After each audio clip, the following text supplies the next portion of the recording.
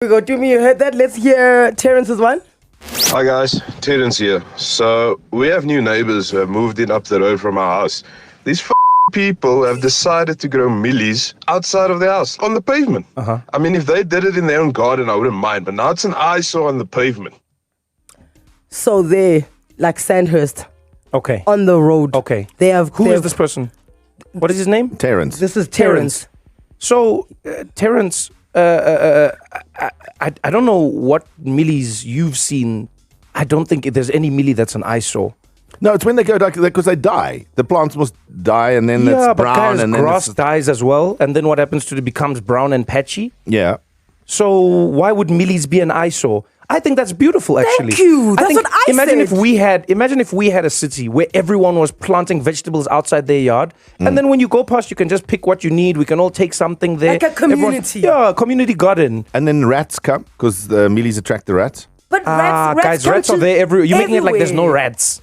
Now you're making it like we invented rats with millies. Why are you guys fighting with me? I'm not Terrence. I'm No, just but saying. you're there defending Terrence. You came in here. I'm asking. Advocate for Terrence. I'm asking if your neighbors had a big like. But he said it was an eyesore. He didn't talk about rats. You're Right. putting things into the equation here that are not in the equation. Terrence is just upset that He's saying it's an eyesore. That's what he's saying. Listen. And he's saying if it was in the yard, he wouldn't have a problem. Ergo, the rats are not his issue. It is just how the millie looks. Now, Terrence, I don't think you're crazy. Let me say that.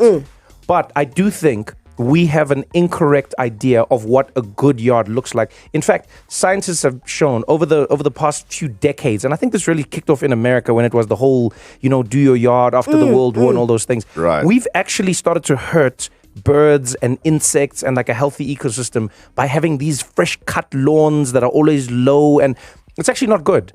You're supposed to let your grass grow up, and there's supposed to be biodiversity. It's a whole thing. Don't worry, I read books. Don't worry. And you're supposed to have a scarecrow in your yard as well. Right. Next to the millies. Do you not miss interviewing people? Okay, what? Let me ask this again. What aspects of the Daily Show do you miss? No, okay. When you know why? I think I miss interviewing people who are honest and say interesting things. Yes. I think sometimes you're interviewing people and all they want to do is push a product. You know what that's like. Yes. So now it's not a conversation. Like here, I'll do a quick example with you. Interview me now. Ask me anything in an interview. What did you eat this morning? Well, this morning I just thought about eating healthy things. Because the podcast is coming out. I got to keep myself healthy, Anele. Keep my brain strong. Ask me another question. All right. So when you landed in South Africa, what's the first thing you did? Anele, there's so many things that I love about this country, and I talk about it on the podcast actually. And so when I landed, all I could think about is, man, there's so many things for the podcast that you see. It's like that. But we always say that we don't want to talk to you to push a product. No. If the interview is interesting enough and we Yes. have fun, people will naturally Yes. want to go and find out where they can get more of you off, Exactly. right?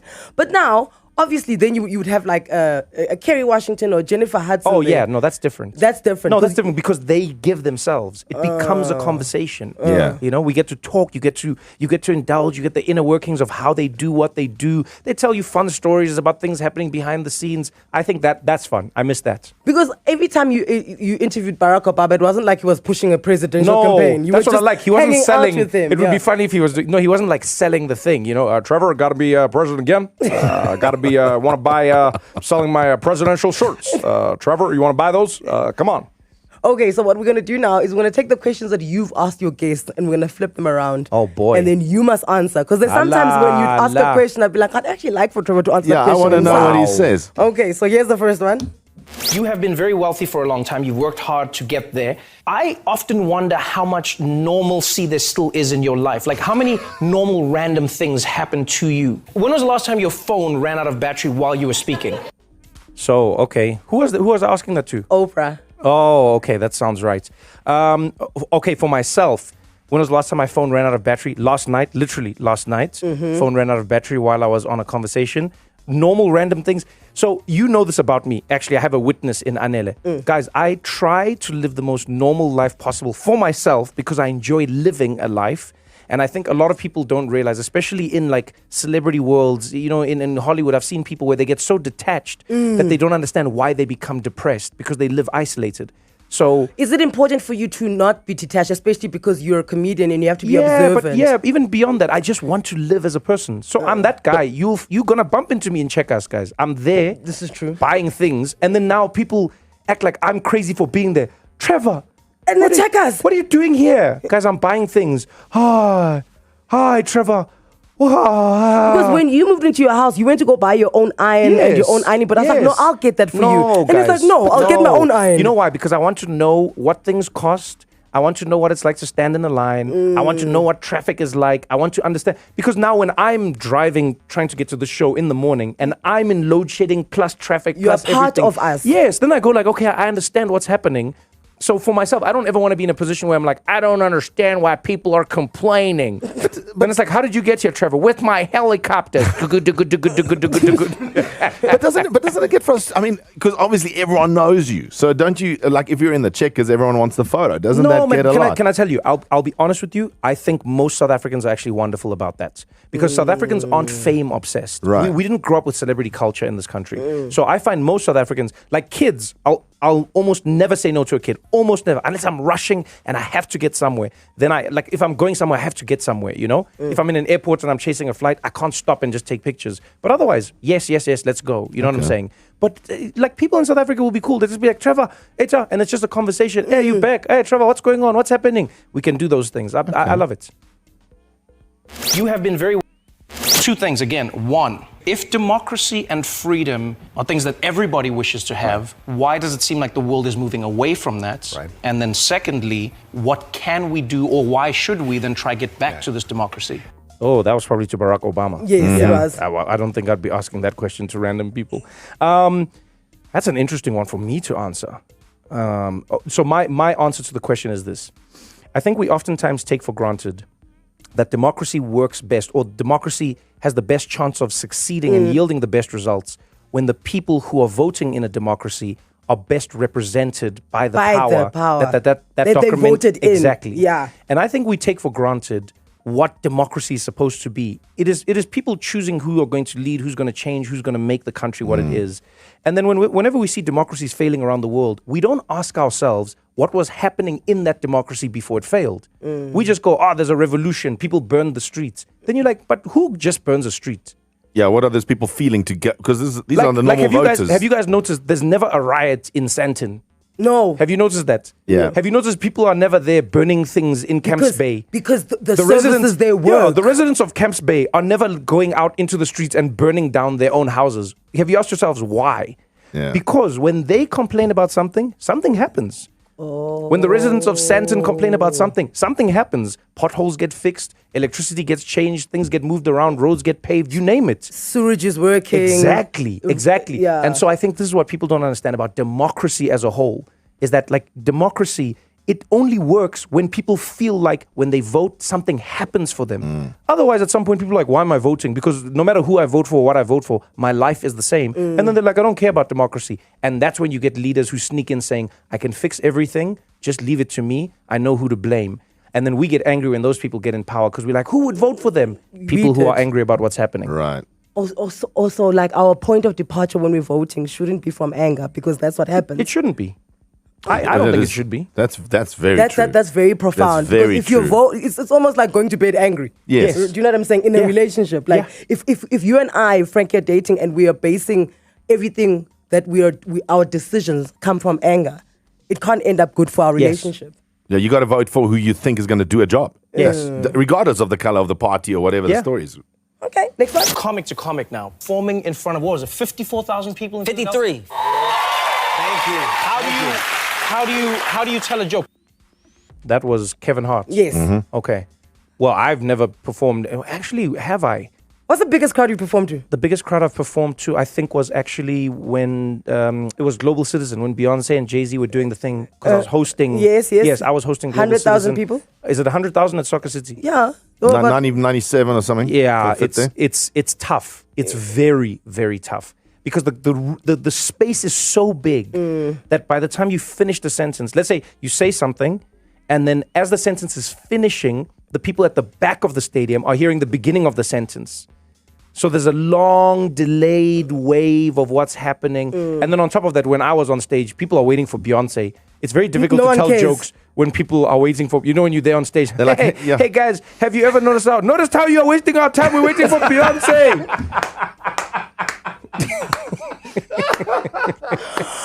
But wait, because I remember Dave Chappelle coming into your room, right, Yes. at Global Citizen to ask to get advice from you. He's like, "Hey, Trevor, so I'm gonna go out there. I'm introducing Jay-Z and Beyonce. Now, how do I do it?" And you just like, "Quickly, my man." Hey, mama, it's funny you say that with Dave. I've called him at times. All comedians, we have like this circle. I've called Dave Chappelle sometimes. I remember when I was in Germany, I was like, "Yo, you've been here. What's the rhythm? What's the vibe?" But it really is. The bigger the room, the harder it is to do comedy. Surprisingly, Because I remember when you did the shows at the Dome. yeah, those were hard. Those were very hard because acoustically, everything. Yeah. Yes, it's better to have cars inside there than people. And what do you think of the venue Msnbc Arena? Because I think that Can I works tell you, wonders. guys? It is a world-class Yeah. arena. Amazing. Truly a world. And those are things. Sorry to go off on a tangent, but those are the things where I go, guys, do not nyatsa South Africa. For those who don't know, nyatsa means to take for granted or to minimize. Do not guys, we can do things here, man. we It are is a doing things. world-class, and not world-class like, no, it's trying. No. It's one of my favorite arenas in the whole world. That's crazy. You have 8,000 people, and you feel like you're in a comedy club with 400 people. No, guys, Exactly. it's it felt amazing. so intimate It on really, Saturday. really like, does. It really does. I felt like we're all laughing at the same It time. really does. I watched Kevin Hart when he was there, and I was like, this seems fun on the audience side. I was sitting in the audience. Yeah. And then now when I was performing, I was like, yeah, it's exactly what I hoped it would be. That's Okay. amazing. Get bored of people asking you to freestyle in real life. Do you get bored of people asking you to tell jokes in real life? Do you feel? Oh do my you feel God. Wait, pressure who to did be I funny? ask that to? Lin Manuel. Oh, Lin-Manuel Miranda. Yeah. I don't feel pressure. No, I don't. Because I'm like, guys, it's my job. But it does get at some point. So here's the thing that's interesting. It depends on which country you're in. In many countries around the world, people will expect or ask me for a joke. That can get very boring and very tedious very quickly. You know? So you're checking into a flight or something, they'll be like, do you have any jokes with you? Oh, you're going to tell us some jokes, Mr. Noah? On the flight? Everywhere. Okay. It happened everywhere. What I find interesting, I love it most of the time in South Africa. Here, nobody asks me for a joke. But everyone thinks because it's me, they must turn the situation into a joke. Okay. Oh, so everyone's trying to be funny. Most of the time it's fun. Right. Most of the time. But guys, I remember being in hospital here. You remember when I was doing the vocal cord surgery? Yes. I remember being in hospital. And then like literally there, people are making jokes. Like the nurse walks in the room and then I couldn't even say anything. And then she's like, oh, Trevor, hey, the surgery didn't go well. You don't have a voice. Then I'm there like my whole brain's like, what? Then she's like, just joking. And I'm like, guys, you can't, that's not like how, I don't do pranks, guys. I do comedy. That's a prank. And this is my life. Didn't that happen when your mom got shot and then you got to the hospital and you're like, hi, I'm here to see my mom. She got shot. You know, just like Trevor Noah. It's really a nice thing to really let you live a normal life. You know, even if you're a high valued celebrity star, you know, Trevor Noah is a very, very high valued celebrity star basis. In South Africa, he goes to shop, you know, and it's really nice. One of the good things about it is it helps you connect with your audience. It helps people know that, hey, irrespective of being a celebrity star, hoping someone popular, at the end of the day, you are a regular individual. You know, at the end of the day, you are a regular person. You know, and at the end of the day, you're not somebody special. You're just a regular person at the end of the day. And it is a really, really good thing to live a simple and regular life at the end of the day, irrespective of whatsoever. You know, living a simple and a regular life at the end of the day is really nice. And one of the nice things Trevor Noah said is he wants to know the prices of things. And it's nice. Sometimes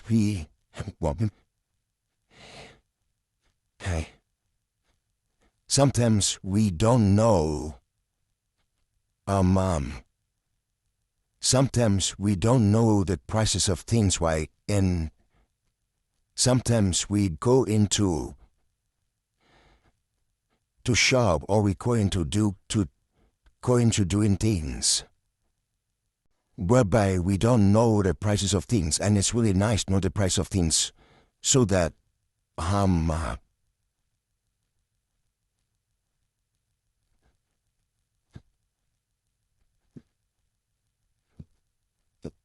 so that we can be able to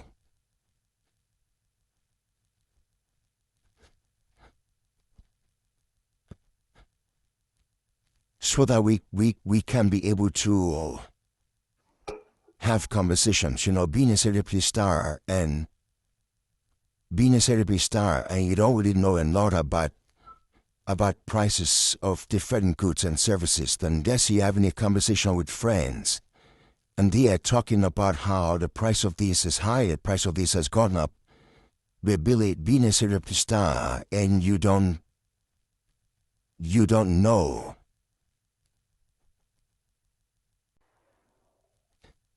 you don't know the price of those things. It will really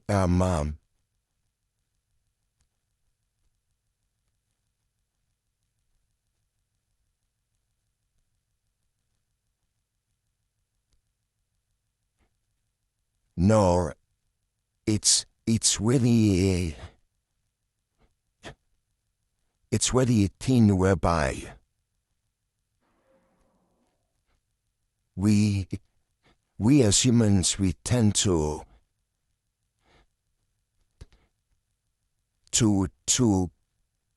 have conversations, especially conversations about normal things. In your life, you want to have conversations about normal things. It will be difficult to have regular conversations about normal things and normal issues when you yourself, you are in doing those things. So you see Trevor says when he goes to Sarupai, he wants to shop and not in Berkeley customers, and that is nice,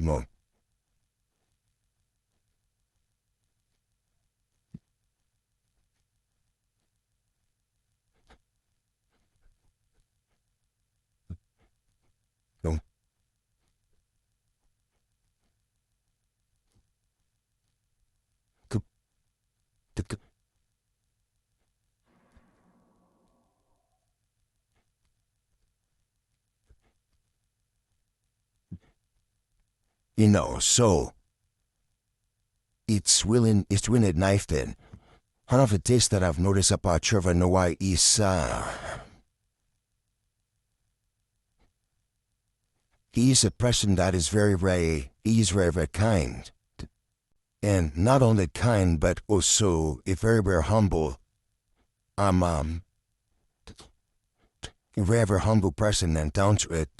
Even if you need, that you look at his interviews, how respectful he is, and just how down to earth of a president he is, he is very, very humbled. When he has been interviewed, he speaks in a very respectful way and a very humble way, and it's something that even these shepherds who has told, they're all down to earth, kind, down to earth and kind comedians, kind people, and that is how life should be at the end of the day, You don't want to be complicated, you just want to be normal, simple, kind, and down to earth person, somewhere that doesn't like trouble, somewhere that doesn't like get into altercations or arguments with people. That is how life should be at the end of the day, and that is who Trevor Noah is, and that's one thing I really respect about him as a person and also as an individual at the end of the day, kind, down to earth, normal human that is very respectful of people, and if you look at the studio, you can see how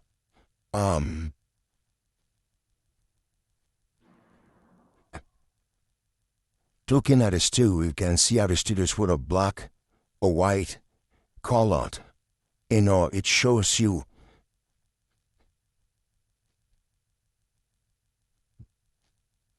the range of diversity. It shows you the range of diversity and really shows you how nice of a thing it is. And it's really remarkable to have it here. And it also shows you how Nelson Mandela, Nelson Mandela spoke about a recognition. In South Africa, being a recognition, it's something that is very, very nice, you know, and